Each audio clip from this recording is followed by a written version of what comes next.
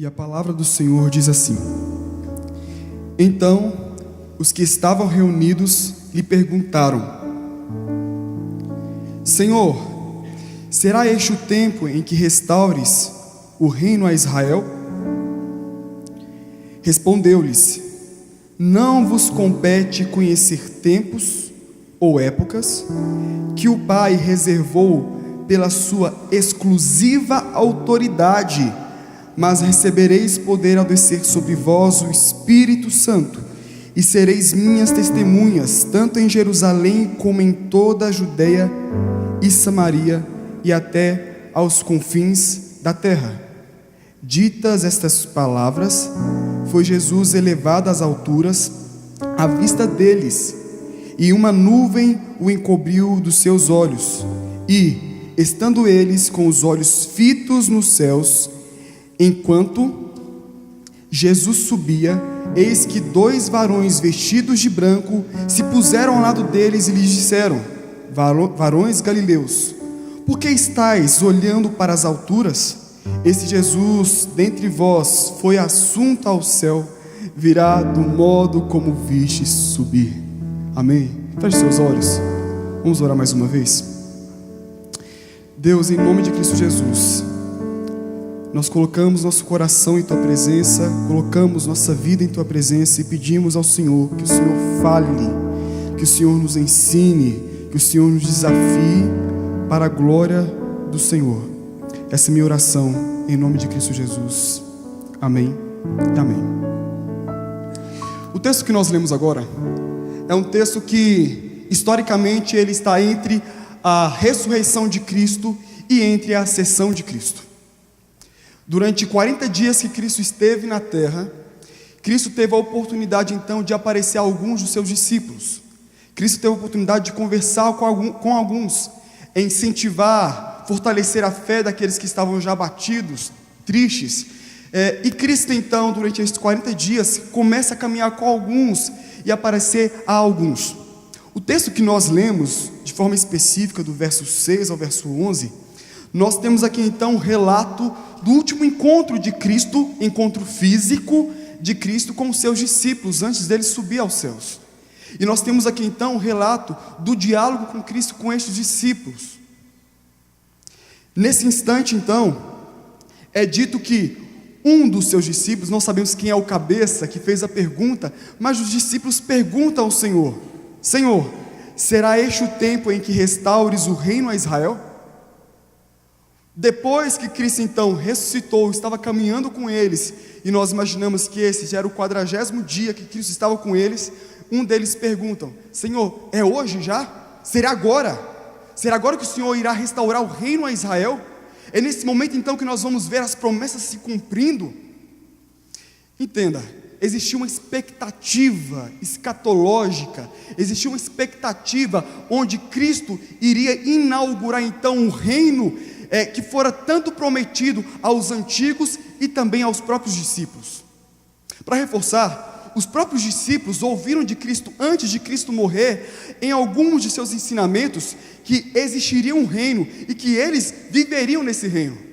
Quando nós abrimos a palavra de Deus lá em Mateus, no capítulo 19, num diálogo de Cristo com os discípulos, e Cristo ensinando por meio de parábolas a respeito do reino e de quem poderia habitar no reino, logo depois de tanto ensinar a respeito do reino, Pedro interpela Cristo e fala: Cristo, afinal de contas, é o seguinte, nós largamos tudo, nós deixamos tudo para seguir o Senhor. Será que nós temos parte nesse seu reino, nesse reino do Senhor? E Cristo então, ensinando a Pedro e a todos os demais, Cristo fala: olha, todos aqueles quanto deixaram tudo, estão me seguindo, certamente sentarão na verdade nos 12 tronos das tribos de Israel e julgará a Israel. Vocês certamente estarão comigo no meu reino. Em outro episódio, depois da ceia, nós percebemos em Lucas, no capítulo 22, Cristo reforçando a mesma ideia, Cristo olhando para os discípulos e dizendo: vocês, todos vocês que estão me seguindo, vocês terão parte comigo no meu reino. vocês estarão assentados nos tronos de Israel, e vocês julgarão aos outros. O termo julgar que aparece nos dois textos, não é julgar de emitir juízo sobre alguém, mas é julgar no sentido de governar juntamente com Deus, ou com o próprio Cristo. Em outras palavras, é Cristo falando que quando Ele vier, quando estiver no tempo do reinado dEle, não existirá um reinado onde os servos serão oprimidos, sofrerão angústias, não, mas os servos de Cristo reinarão com Ele, num reinado de paz, amor e alegria. É essa a perspectiva bíblica. Então, quando os discípulos perguntam para Cristo, é agora o tempo? Eles estão perguntando com base no próprio ensinamento de Cristo antes de sua morte. Mas o judeu não ouviu falar sobre um reino vindouro apenas com Cristo. Na verdade, o judeu já sabia desse reino, porque quando nós lemos o Antigo Testamento, lá está repleto dessa expectativa escatológica. Lá está repleto. E nós poderíamos citar agora vários textos de Crônicas, de Samuel e também até de Deuteronômio a respeito de um reino vindouro. Mas os salmos, entre o Salmo 93 e o Salmo 100, nós encontramos o povo cantando de forma enfática a respeito desse reino. Ou seja, existia uma expectativa que não estava apenas no coração e no intelecto do povo, mas estava na boca, no canto deles. E no Salmo 96, no último verso, o salmista, ou o grande coro de Israel dizia: então vem, o rei logo vem, e ele se estabelecerá sobre todos e governará a todos, tanto a Israel como todo mundo. Essa era a expectativa do povo. Quando nós vamos para o Novo Testamento, entre o povo judeu e o povo também cristianizado, o povo que foi alcançado pelo cristianismo, nós percebemos que essa esperança não estava apenas no coração e na mente, mas estava na boca também. Em 2 Timóteo, no capítulo 2, no verso 11 ao verso 13, Paulo usa ali um texto que era, na verdade, uma parte, um trecho de uma canção da igreja primitiva. Para quem não sabe, era um trecho de uma canção da igreja primitiva. E olha o que o texto fala, olha que a música deles falava: se já morremos com Ele, também viveremos com Ele. Se perseveramos, também com Ele reinaremos. A expectativa desse povo era tamanha que eles cantavam isso: nós vivemos com Ele, porque um dia nós morremos com Ele. E nós vamos perseverar, porque nós um dia reinaremos com Ele. Olha que alegria! Era uma expectativa que alcançou tanto o povo da antiga dispersação, na antiga aliança, como o povo da nova dispersação, na nova aliança. Uma alegria que alcançou a todos, uma expectativa que alcançou a todos. Pois bem, agora imagine, os discípulos diante de Jesus, o ressurreto. Cristo já havia morrido, Cristo já havia ressuscitado. Agora os discípulos, caminhando com esse Cristo ressurreto, chegam para Jesus e perguntam: é este o tempo? O Senhor me fez milagres, o Senhor falou que o Senhor ia ressuscitar no terceiro dia, o Senhor ressuscitou, o Senhor está aqui. É este o tempo da tua manifestação, do teu reino, onde o Senhor vai instaurar de fato, de forma física e eterna, o teu reino aqui no nosso meio? É este o tempo, Senhor? Irmãos, é certo que nós não sabemos qual foi então o teor, qual foi a expectativa, ou qual foi a intencionalidade da pergunta dos discípulos para Jesus. Por que eu digo isso? Porque quando nós analisamos a nossa vida espiritual, muitas vezes nós buscamos coisas que são espirituais por motivações errôneas. Por que eu digo isso? Levando em consideração a realidade daquele povo, a igreja cristã estava nascendo ali. 500 pessoas apenas. No mundo que até então, segundo alguns historiadores, tinha em média de 200 milhões de pessoas. Alguns chutam que está entre 350 a 400 milhões de pessoas. E sabe o que eu percebo? E isso é apenas uma inferência.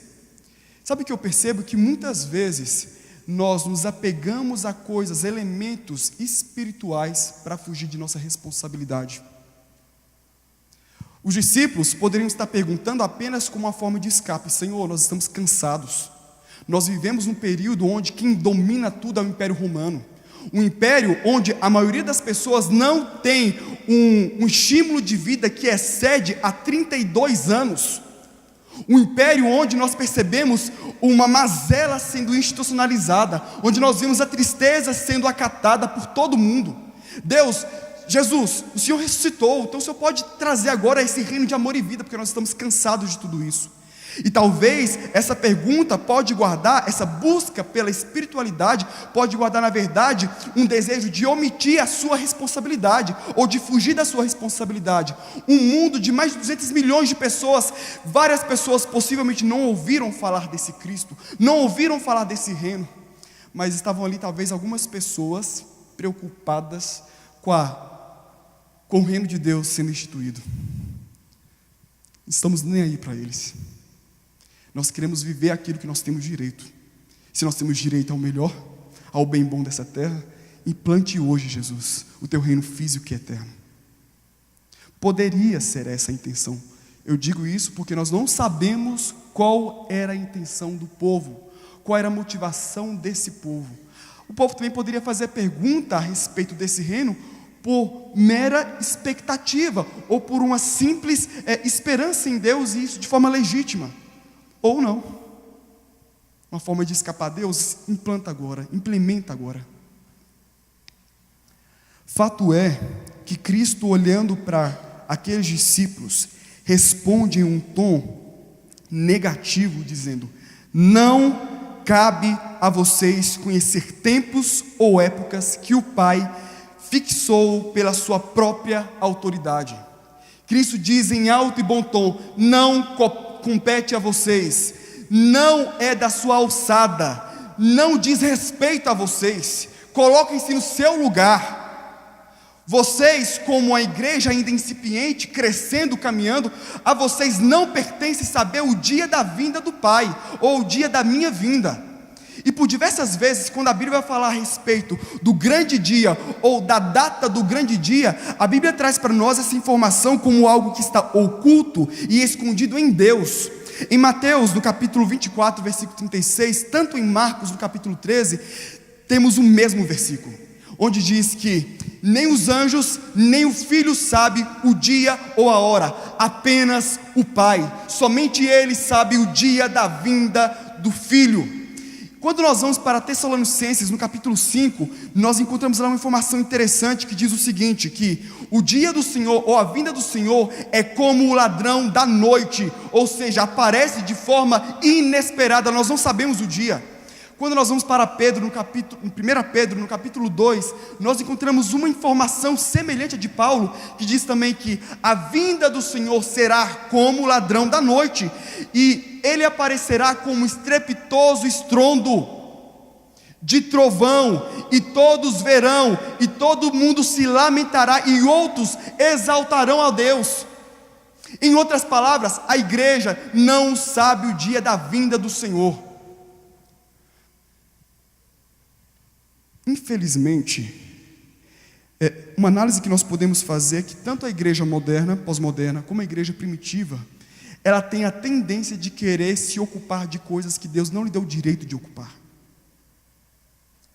A igreja pós-moderna, como a igreja primitiva, ela tem a tendência de querer procurar, discorrer, falar, fazer de coisas que Deus não lhe deu a competência para fazer.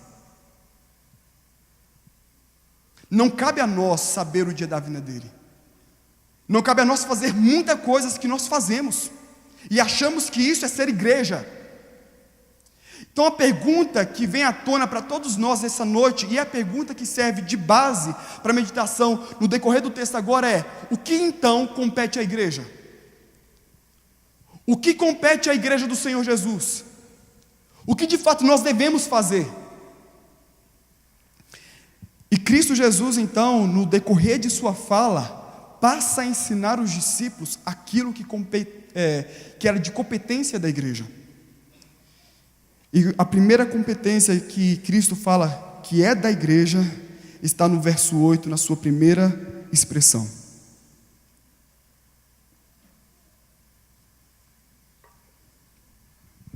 Mas vocês receberão poder ao descer sobre vós o Espírito Santo, mas vocês receberão poder ao descer sobre vós o Espírito Santo.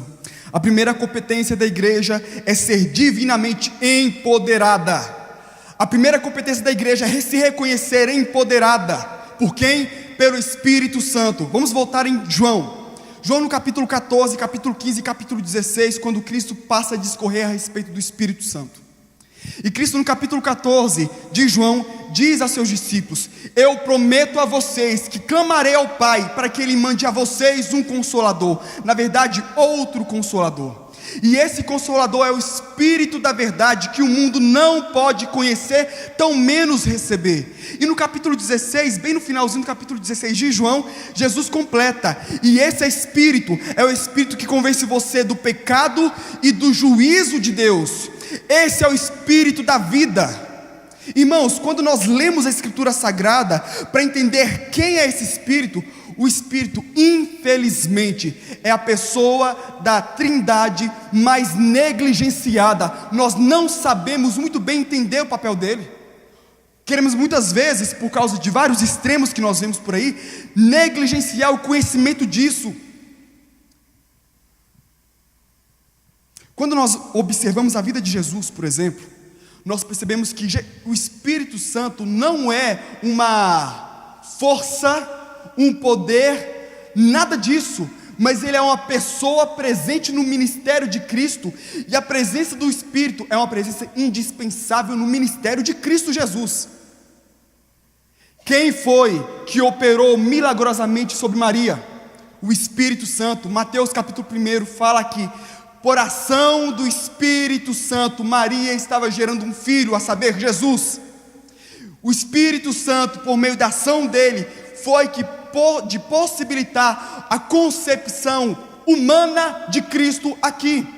E mais, quando nós vamos para Mateus no capítulo 3, e nós encontramos ali Cristo sendo batizado por João Batista, é dito que no ato do batismo, quando Cristo é levantado das águas, desce sobre ele o Espírito Santo como forma de pomba. E isso significa que a partir de então, todo o ministério de Cristo Jesus, tanto na Judéia como na Samaria e por toda a Judéia, vai ser um ministério poderoso, porque o Espírito está o abençoando, o ungindo. Quando nós vamos também agora para a ressurreição, é dito por Paulo em Romanos capítulo 8, no versículo 11, que foi o Espírito que ressuscitou Cristo dentre os mortos. Olha o papel do Espírito na vida de Cristo. Por que eu estou falando sobre isso? Porque quando você vai em Atos, eu faço questão que você abra em Atos capítulo 1, no verso 1. Olha, quem escreveu Atos foi Lucas. Olha o que Lucas está falando a Timóteo. Escrevi o primeiro livro, Timóteo não, Teófilo. Escrevi o primeiro livro, Teófilo, relatando todas as coisas que Jesus começou a fazer e a ensinar. Que livro é esse? O livro de Lucas, o Evangelho de Lucas. E agora o próprio Lucas passa a relatar as coisas que Cristo continuará a fazer por meio de quem? Por meio da igreja, por meio dos apóstolos. Mas como é que Cristo atua por meio da igreja e por meio dos apóstolos? Enviando o Espírito, fazendo com que a igreja seja empoderada pelo Espírito Santo do Senhor. E olha que profundo isso. Da mesma forma como foi o Espírito Santo que proporcionou a concepção humana de Cristo, é o Espírito que proporciona a concepção de cada um de nós. João no capítulo 3, no diálogo de Cristo com Nicodemos, o que é dito ali? Não entrará no reino dos céus aquele que é nascido de carne, mas aquele que é nascido da água e do Espírito de Deus. Nós nascemos do Espírito, a igreja nasce do Espírito. E mais, quando no nosso batismo é dito também que nós fomos batizados com o Espírito Santo e com fogo. Nós fomos batizados com o Espírito Santo e com fogo, ou seja, pelo Espírito Santo, pelo poder dele, todo mal, toda a nossa vida antiga é morta, e ele aplica em nós agora o poder de viver em santidade de vida. E diz mais, se você for para 1 Coríntios capítulo 12 e capítulo 14, você encontra nesses textos referências que a igreja agora nessa terra, ela é capacitada pelo Espírito com dons para exercer o seu ministério. Uma igreja que tem o Espírito, batizada pelo Espírito, que vive pelo poder do Espírito. E se nós formos de novo para Romanos capítulo 8, versículo 11, diz que nós seremos ressuscitados pelo poder do Espírito. Nós somos uma igreja pneumática, ou seja, nós não vivemos, nós não fazemos, nós não saímos, não damos um passo se o Espírito não estiver sobre nós. Amém? É o Espírito Santo, é o poder dele sobre nós. É dito por aí sobre um tal empoderamento, mas o maior empoderamento de todos, que ninguém pode receber a não ser pela graça de Deus, é aquele que é dado pelo Espírito Santo do Senhor. E quando ele vem, olha o que acontece.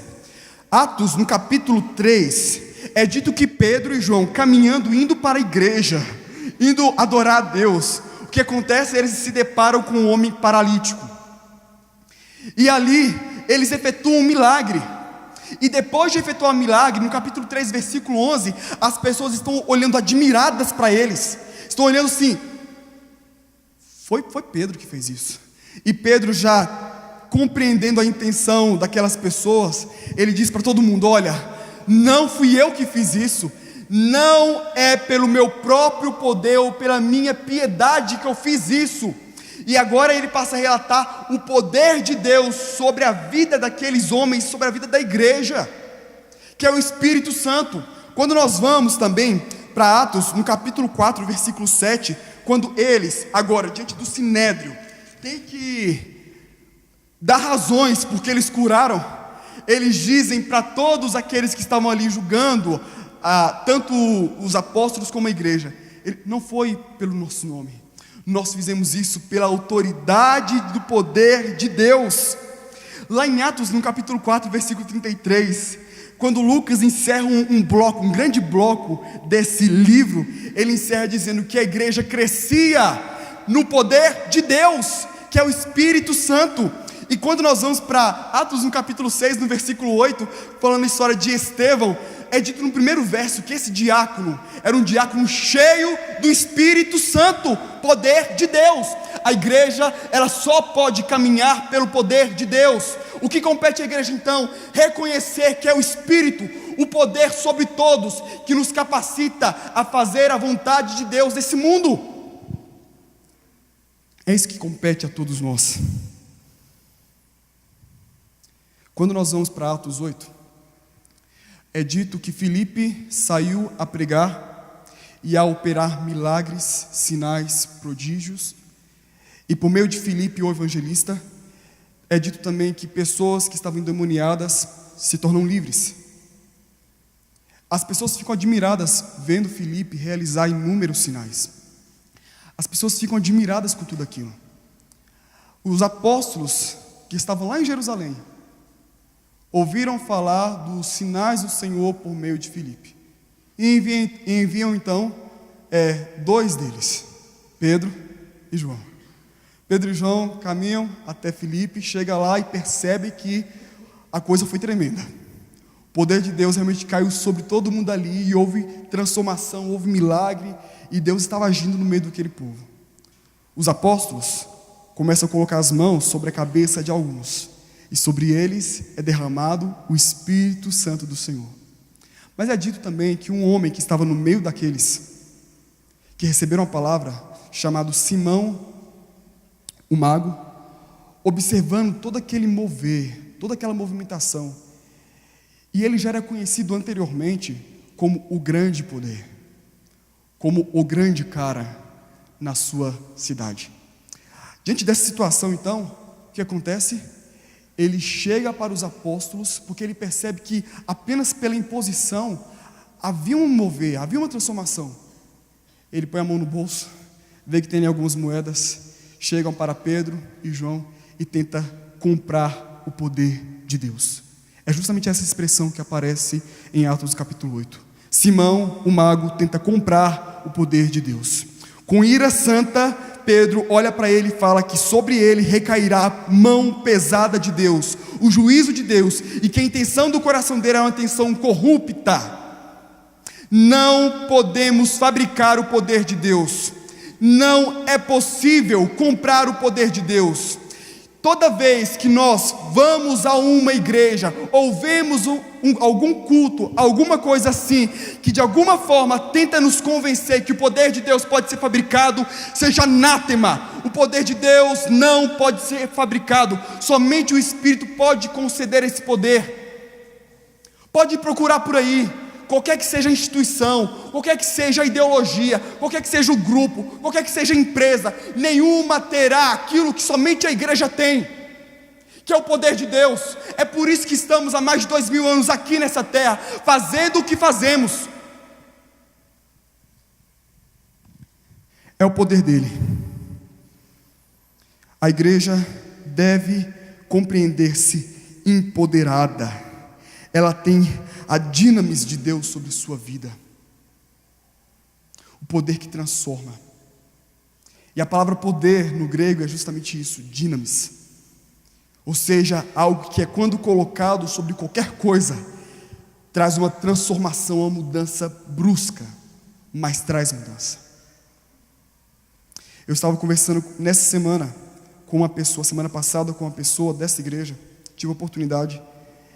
E ela disse para mim justamente essas palavras: eu creio, eu olho para a igreja e sei que não existe em toda a terra um organismo, na verdade, que seja tão poderoso como a igreja para trazer transformação a outras pessoas. E eu fiz coro com essa pessoa, eu também creio, não existe outro. É Deus capacitando a igreja, é Deus empoderando a igreja. A segunda palavra de Cristo a respeito, então, da igreja, o que a igreja deve ser, ou o que compete à igreja, Cristo diz no decorrer de sua fala: mas vocês receberão poder ao descer sobre vocês o Espírito Santo, e serão minhas testemunhas, tanto em Jerusalém, como em toda a Judeia e Samaria, e até os confins da terra. E serão minhas testemunhas.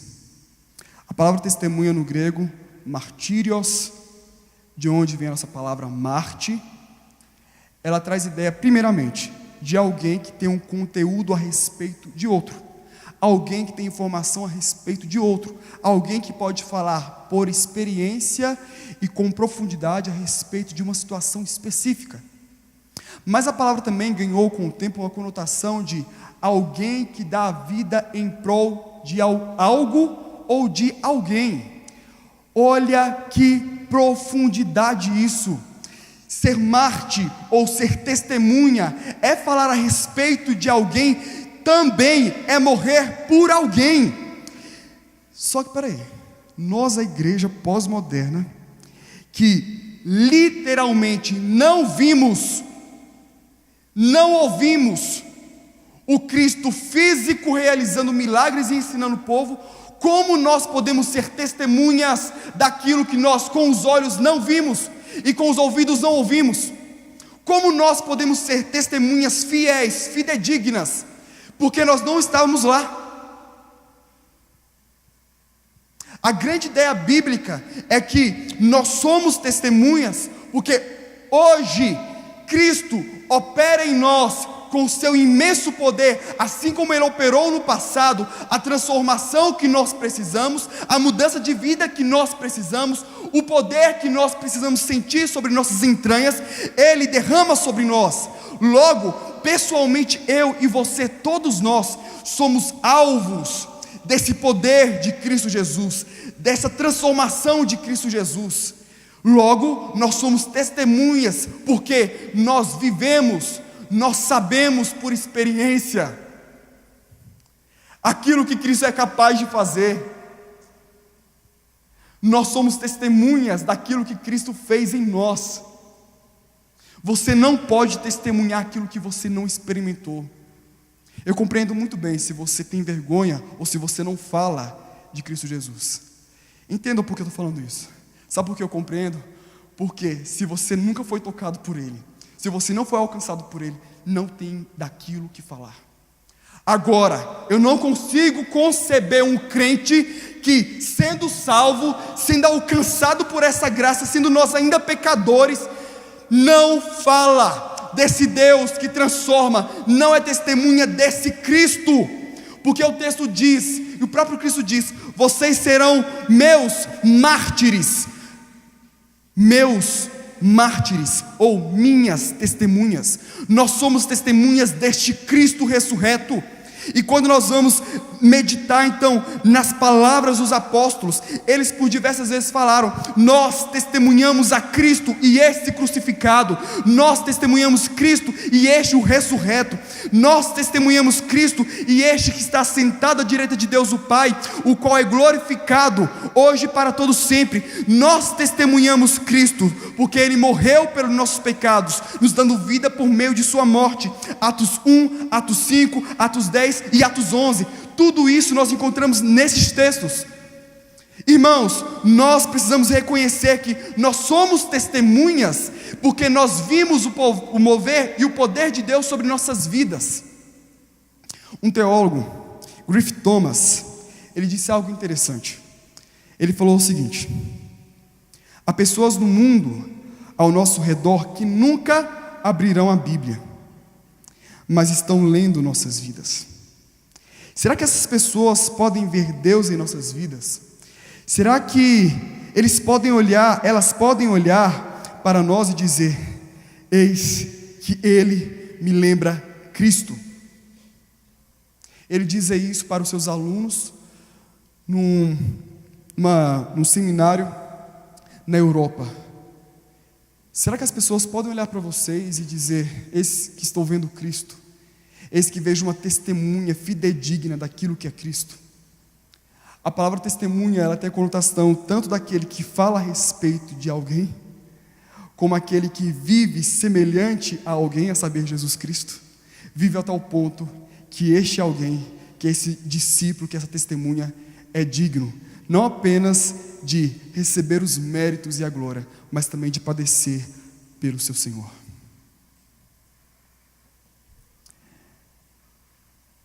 Hernandes Dias Lopes, escrevendo um livro onde ele fala sobre o mover do Espírito Santo sobre toda a história da igreja, no final do livro ele conta a história de uma experiência que ele teve na igreja da Coreia. Nosso pastor contou muitas experiências.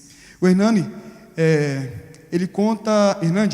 conta uma história de que um dia ele entrou no museu, e nesse museu tinha várias fotos. Lembrando que a Coreia foi marcada por várias testemunhas de Cristo Jesus, pessoas que deram suas vidas, pessoas que entregaram suas vidas, e essas pessoas foram mortas de formas diversas, diversificadas e das formas mais cruéis possíveis. Então, para relembrar a memória desse povo, foi feito então um museu, e nesse museu há fotos desses mártires, e abaixo da foto tem o nome da pessoa e a forma da morte da pessoa. E ele foi olhando cada uma daquelas imagens, e a cada imagem que ele via, o coração dele ficava cada vez mais contrito. Ele disse que quando ele chegou no final daquela sala, que era uma sala gigantesca, uma sala enorme, ele se depara com um quadro que, ao invés de uma foto, tinha um espelho, e abaixo estava escrito: você pode ser a próxima testemunha. E eu faço dessa afirmação uma pergunta para a minha vida e para a sua vida: você pode ser a próxima testemunha? Você realmente será a próxima testemunha? Na tua casa, na tua escola, na universidade, no teu trabalho, na rua, por onde quer que você andar, você pode ser essa testemunha de Deus vivo, do Deus Todo-Poderoso. E olhe que o discurso de Cristo Jesus nos leva a pensar, porque Ele diz que nós seremos suas testemunhas. A quem? A todos os homens, tanto em Jerusalém, como em toda a Judéia e Samaria, e até os confins da terra. Esse texto me faz lembrar do texto que eu encontro lá em Marcos capítulo 16, que diz que, indo pregar o evangelho pelo mundo todo, anuncie isso a toda a criatura, todas as criaturas.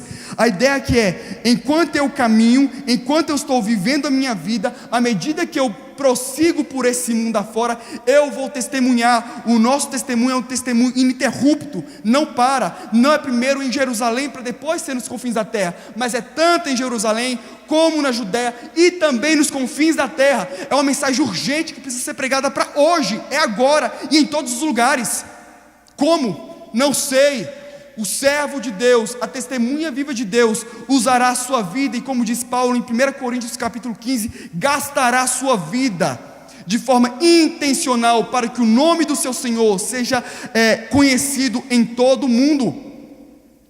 E essa pregação do Evangelho, esse testemunho, é um testemunho multicultural, porque eu devo ir a Jerusalém e até os confins da terra, ou seja, não faço distinção de pessoas.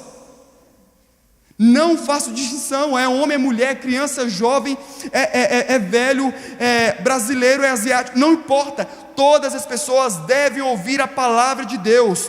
Paulo diz em Romanos no capítulo 1, versículo 16, porquanto não me envergonho do Evangelho, porque é poder de Deus para a salvação de todo aquele que nele crê.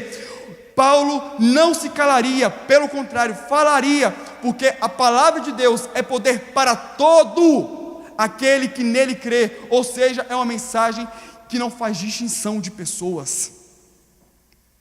A igreja precisa se reconhecer como uma igreja que foi empoderada pelo Espírito Santo do Senhor, mas também ela precisa se reconhecer como aquela que foi enviada a Deus, a todas as nações, para ser testemunha viva de Deus.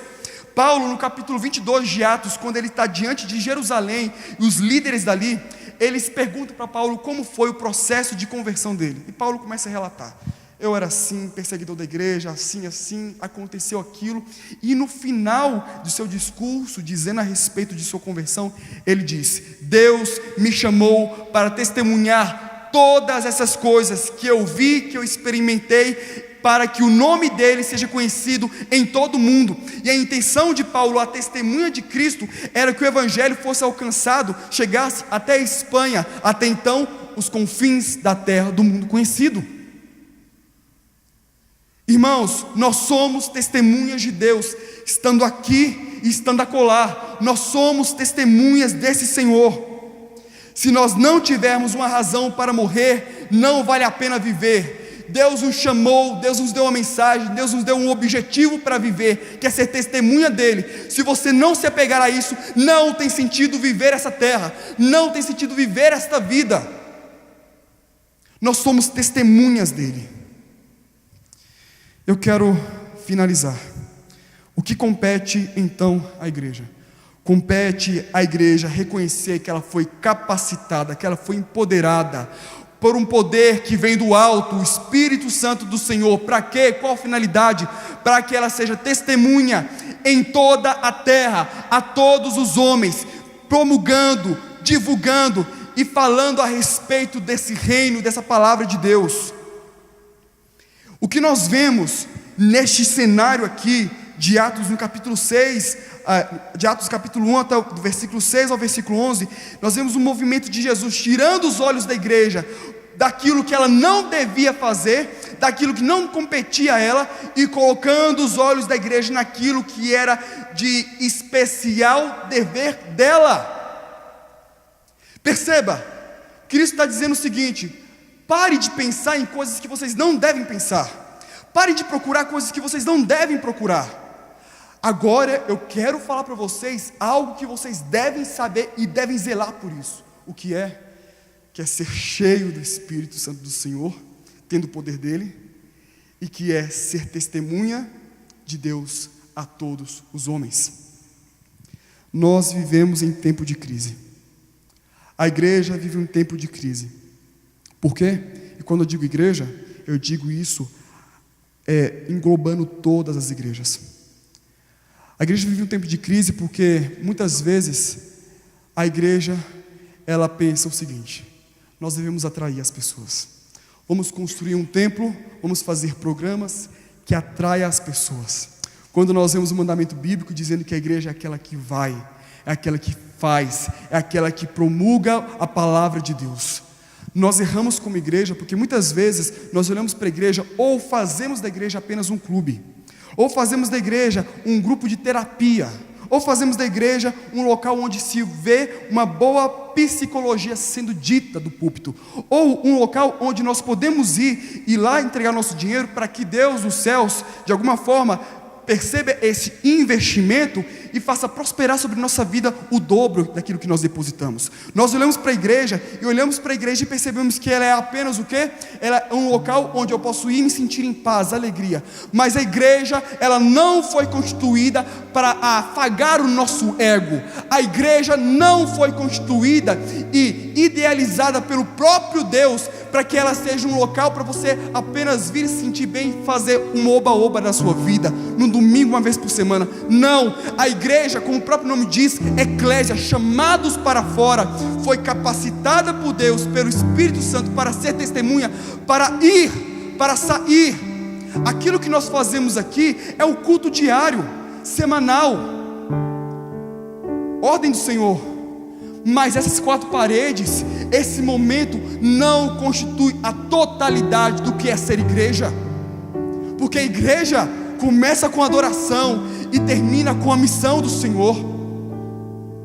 Nós não entendemos muitas vezes o que é ser igreja, e Deus não te chamou para ser, como diz muito bem o nosso pastor, um esquentador de banco. Deus te chamou para ser testemunha. Que Deus tenha misericórdia de mim, que Deus tenha misericórdia de você, que Deus tenha misericórdia da igreja presbiteriana do Guará. Porque muitas vezes nós podemos incorrer no erro de pensar coisas que Deus não chamou para nós pensarmos, de fazer coisas que Deus não chamou para fazermos, e esquecer que Ele nos empodera pelo Espírito Santo a ser testemunha. Que Deus tenha misericórdia de nós, e que Deus venha abrir nossos olhos para enxergarmos quem somos no reino dele.